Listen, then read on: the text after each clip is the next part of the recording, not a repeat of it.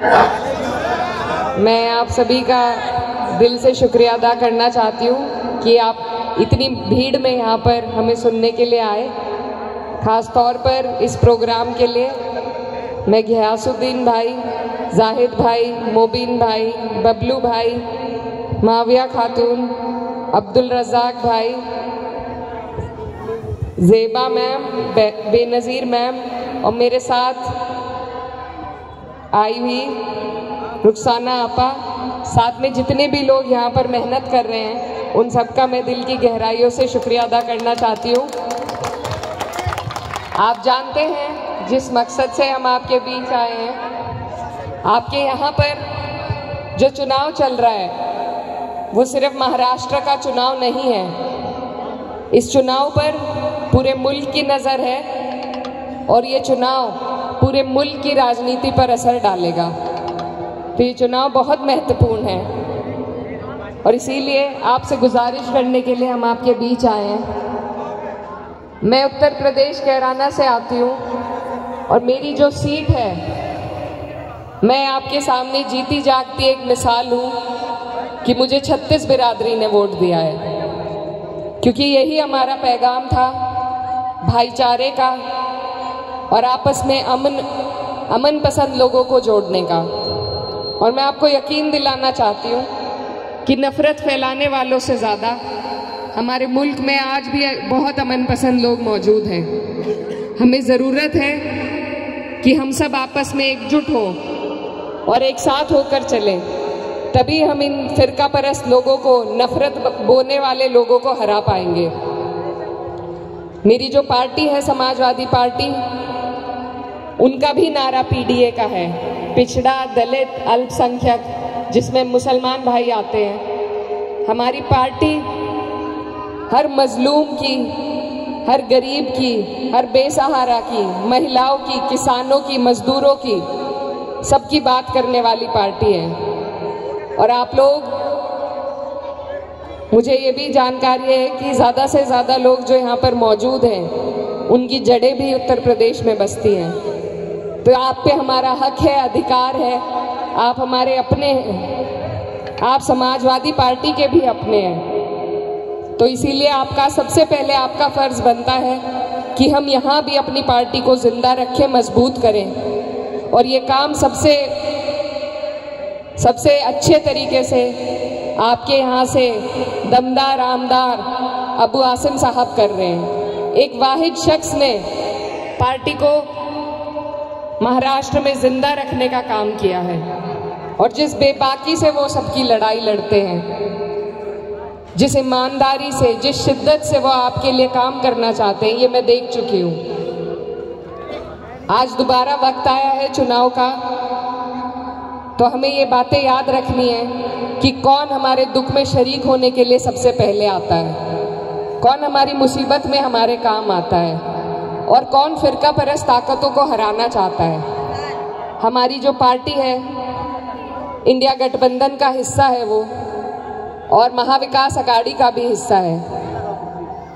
मैं आपको ये भी बताना चाहती हूँ कि अगर भाजपा, भारतीय जनता पार्टी को 400 पार करने से अगर किसी ने रोका है तो उसमें सबसे ज़्यादा योगदान समाजवादी पार्टी का है।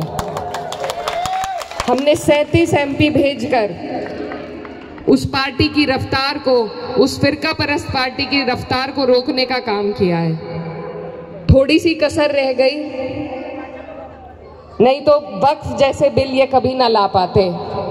तो ये जो कसर है इसको पूरा आप लोगों को मिलजुल के करना है। और मैं फिर ये कहना चाहती हूँ कि कोई भी चुनाव किसी एक समाज के आधार पर नहीं जीता जा सकता। मैं जहाँ से आती हूँ मुझे 36 बिरादरी ने वोट दिया है, चाहे दलित भाई हो, राजपूत हो, सैनी हो, कश्यप हो, जाट हो, गुज्जर हो, हर समाज से मुझे वोट मिला है। तो हमारी यही कोशिश है कि हम अपने पीडीए के परिवार को, सबको एक समूह में जोड़ें और ये जो भाजपा की सरकार है और इनकी जो राजनीति है उसे ख़त्म करने का काम करें, क्योंकि ये लोग किसी की तरक्की नहीं चाहते। इनके पास काम का, विकास का कोई एजेंडा नहीं है। ये आते हैं, हमारे भी मुख्यमंत्री यहाँ पर आए हैं और सिर्फ नफरत के बीज बोना ये जानते हैं, नफरत के आधार पर ये वोटों को बांटना जानते हैं। लेकिन आपको और हमें इनकी बातों में नहीं आना है, इनके एजेंडे में नहीं आना है। अगर हम इन्हें मुद्दे पर रखेंगे तभी ये मुद्दे पर आएंगे। तो आपको अपने गोवंडी क्षेत्र के विकास के बारे में सोचना है, भाईचारे के बारे में सोचना है, क्योंकि हम सब जो दूसरे प्रदेशों से आपके बीच आ रहे हैं, बस आपसे यही हिम्मत चाह रहे हैं कि आप लोग एकजुटता के साथ यहाँ पर महाविकास आघाड़ी की सरकार बनाएं। आप नहीं जानते इससे कितना बड़ा संदेश पूरे देश में जाएगा, कितनी हिम्मत हर आदमी को मिलेगी। इससे पहले जब यहाँ पर सरकार थी जो तोड़ी गई बेईमानी से, खरीद फरोख्त से, आज वो लोग दोबारा आपके बीच में आ रहे हैं, अपनों का सहारा लेकर आपके बीच में आ रहे हैं। लेकिन उनकी राजनीति में आपको नहीं पड़ना है। देखिए, जब तक हम सही सरकारें नहीं बना पाएंगे तब तक हमारे ऊपर इसी तरह जुल्म और सितम होते रहेंगे। तो इसलिए हमें ऐसे लोगों को चुनकर भेजना है जो हमारी मजबूत आवाज बन सके, जो तोड़ने की नहीं जोड़ने की बात करे और जो सबको साथ लेकर चले। ये जो एनसीपी वाले हैं जो यहाँ से भी चुनाव लड़ रहे हैं, ये जिनका सहारा लेकर आपके बीच में आ रहे हैं, भारतीय जनता पार्टी, वो किसी के हक की बात कभी नहीं करेगी। आज बहुत सारी दिक्कतें इस देश में चल रही है, तो आपके पास मौका है कि आप लोग इन्हें जवाब दे सके और इस सुनहरे मौके को आपको गंवाना नहीं है। आपके बीच में मेरे वालिद समान अबू आसिम आजमी साहब चुनाव लड़ रहे हैं और उन्हें लगातार मेहनत करते हुए आपके बीच में बहुत लंबा वक्त हो गया। आज आपको उनके मेहनत की कदर करनी है, उनकी हिम्मत की कदर करनी है। वो अकेले एक ऐसे शख्स हैं जिनकी पार्टी के 2 एमएलए होते हैं तो भी वो पूरी विधानसभा को हिलाकर रखते हैं। वो अकेले अपने दम पर आपके हक और हकूकों की लड़ाई लड़ना जानते हैं। तो ऐसे लोगों को जब तक हम नहीं जिताएंगे, इनकी हिम्मत और हौसला अफजाई नहीं करेंगे, तो हमारे बीच में ईमानदार लोग आना भी छोड़ देंगे।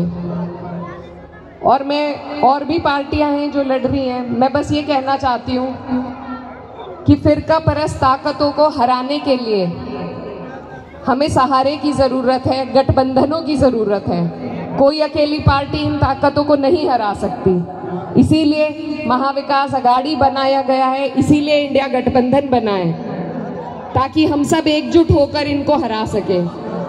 अगर आज हम इन गठबंधनों का साथ नहीं देंगे तो कल को हमारे लिए कोई खड़ा नहीं होगा। मैं थोड़ा कहूंगी लेकिन आप ज़्यादा समझिएगा। जब तक हम गठबंधन से इन लोगों को नहीं हराएंगे, अकेली कोई पार्टी आज किसी को हराने की हिम्मत नहीं रख रही है। तो इसलिए इंडिया गठबंधन है, आप लोगों के लिए बना है, आपकी हिमायत में खड़े होने के लिए बना है। आपको उसका साथ देना है। महाविकास आघाड़ी की यहाँ पर सरकार बनानी है, तभी हमारे ऊपर से ये जुल्म और सितम खत्म हो पाएंगे। यहाँ पर बहुत से लोग मौजूद हैं। आपने वक्फ के बिल का भी विरोध किया है, एहतजाज किया है। स्कैन करके आप लोगों ने भी अपना एहतजाज दर्ज कराया है। लेकिन अगर उससे बड़ा काम आप कुछ कर सकते हैं तो आप सही जगह वोट देकर इस नापाक सरकार को अपने ऊपर से हटा सकते हैं, क्योंकि इनके वोटों की भी गिनती राज्यसभा में होती है और फिर यही पार्टियां उठकर समर्थन करती हैं। मैंने खुद देखा है, जो एकनाथ शिंदे का गुट है और जो अजीत पवार जी का गुट है, किस तरीके से इनके नुमाइंदों ने खड़े होकर वक्फ बिल का समर्थन किया था। तो ये एक एक करके आज मुसलमानों पर जुल्म कर रहे हैं, कल को किसी और की बारी है। तो इनके जुल्म और सितम को अगर सबसे अच्छा तरीका हमारे पास रोकने का कोई है तो सिर्फ वो आपका कीमती वोट है, जो आपको सही जगह पर देना है। जो बंटवारे की बात करे या सिर्फ एक समाज की बात करे, ऐसे लोगों को नहीं देना है। हम पीडीए की बात करते हैं, सबको जोड़ने की बात करते हैं, और यकीन मानिए तोड़ने से ज़्यादा हमारे मुल्क में अमन पसंद लोग जिंदा हैं। ये आपने नज़ारा भी देखा होगा। सीए एनआरसी के प्रोटेस्ट में मैं मानती हूँ जितने मुसलमान भाई गए थे उससे ज़्यादा हिंदू भाई आगे पहुँचे थे हमारी हिमायत के लिए।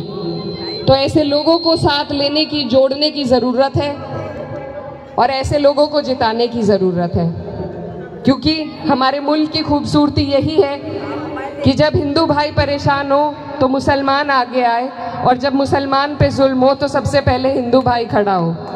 इसी रिवायत को आपको और हमें ज़िंदा रखना है, और इसीलिए हम आपके बीच आए हैं कि आप लोग अमन पसंद लोगों का भाईचारा बनाएं, एकजुट हो, अपनी ताकत को समझे, अपने वोट की ताकत को समझे, और ऐसी जगह वोट दें जहां आपका वोट सही सरकार को चुनने में मदद करे, और आपके वोट से ऐसा व्यक्ति आपकी नुमाइंदगी करे जो किसी से ना डरे, किसी से ना घबराए, जिसका एक ही एजेंडा हो, आपकी तरक्की और आपकी हिमायत। और मैं नहीं मानती कि पूरे महाराष्ट्र में जितने भी प्रत्याशी लड़ रहे हैं उनमें कोई अबू आसिम साहब से ज़्यादा दमदार विधायक बन सकता है। तो आप लोगों को मेरा यही पैगाम है, संदेश है, गुजारिश है कि आप लोग अबू आसिम साहब को जैसे आज तक अपना प्यार देते आए हैं उसी तरीके से अपना प्यार दें, वोट दें। और क्योंकि नमाज का वक्त हो गया है, ज़्यादा वक्त नहीं लूँगी, आप सबसे यही गुजारिश है कि आने वाली 20 तारीख है, 5 नंबर का बटन है, साइकिल का हमारा निशान है, और आपका वोट सरकार को बदलने के लिए और भाजपा के मुंह पे तमाचे के लिए होना चाहिए। बहुत बहुत शुक्रिया, धन्यवाद।